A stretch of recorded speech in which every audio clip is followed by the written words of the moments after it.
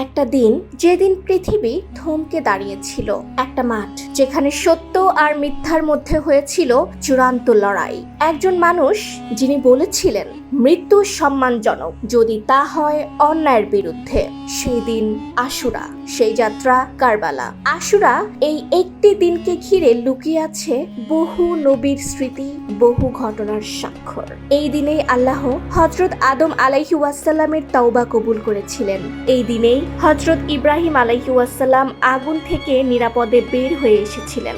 এই দিনেই হযরত মুসা আলাইহি ওয়াসাল্লাম তার উম্মতকে নিয়ে ফেরাউনের অত্যাচার থেকে মুক্তি পেয়েছিলেন আর ফেরাউন সাগরে ডুবে যায়। এই দিনেই হযরত নূহ আলাইহি ওয়াসাল্লামের নৌকা ভিড়েছিল জুদি পাহাড়ে, নতুন জীবনের সূচনা হয়েছিল।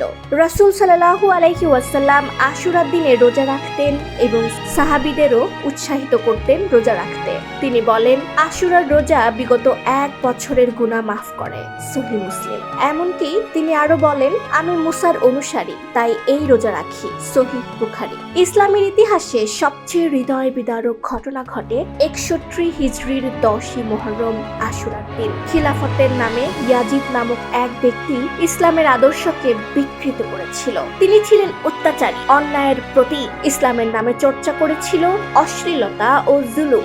এই অন্যায়ের বিরুদ্ধে মুখ তুলে দাঁড়ালেন হযরত ইমাম হুসাইন রাদিয়াল্লাহু আনহু, রাসূল সাল্লাল্লাহু আলাইহি ওয়াসাল্লামের প্রিয় দৌহিত্র। তিনি জানতেন এই লড়াইয়ে হয়তো মৃত্যু অবধারিত, তবুও বললেন, আমি অন্যায়ের সামনে মাথা নত করব না। সত্যের পক্ষে রক্ত দিলেও আমি মাথা উঁচু করে মরব।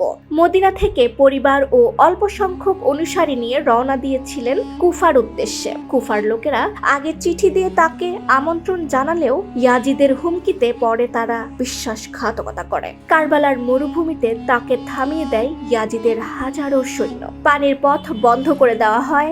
নারী শিশু সহ 72 জনের দলের উপর চলে অবর্ণনীয় নিষ্ঠুরতা। তৃষ্ণায় কাতর ছোট্ট শিশু আলী আসগর, যার 1 ফোঁটা পানির জন্য হাত তুলেছিল ইমাম হোসাইন, কিন্তু উত্তর এসেছিল তীরে বিদ্ধ হয়ে শিশুটির শহীদ হওয়া।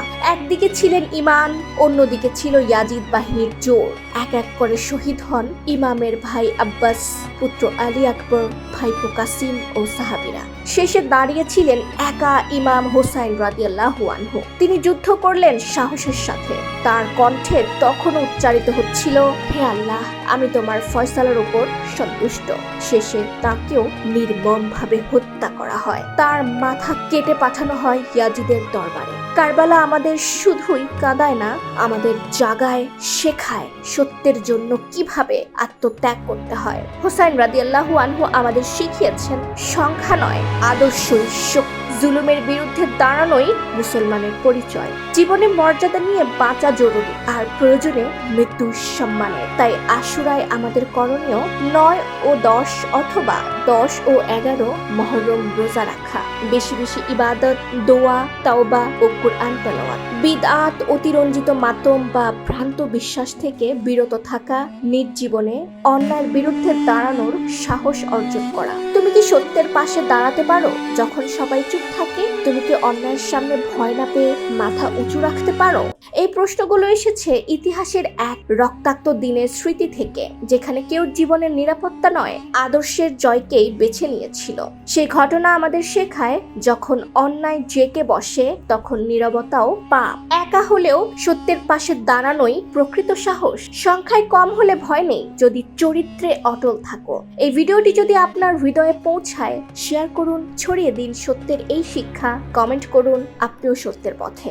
লাইক দিন, সাবস্ক্রাইব করুন, কারণ সত্যের বার্তা ছড়ানো এক প্রকার জিহাদ। সত্য কখনো হারায় না, শুধু সময় নেয় জেতাতে। আছি আই রাইটার।